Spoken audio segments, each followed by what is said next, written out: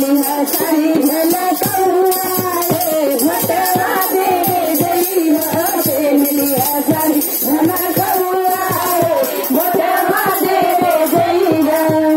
भोटवा देवे जइहा भोटवा देवे जइहा भोटवा देवे जइहा साथ लिहा लमकी टिकुलिया रे भोटवा देवे जइहा साथ लिहा लमकी टिकुलिया रे भोटवा देवे जइहा भोटवा देवे जइहा भोटवा देवे जइहा भोटवा देवे जइहा साल लिहा कई झलकौआ रे भोटवा देवे जइहा साल लिहा तेल गमकौआ रे भोटवा देवे जइहा साल लिहा तेल गमकौआ रे भोटवा देवे जइहा साल लिहा तेल गमकौआ रे भोटवा देवे जइहा तेल लिहा साड़ी गमकौआ रे भोटवा देवे जइहा। तो देखिए मतदान करना जरूरी है, एकदम 100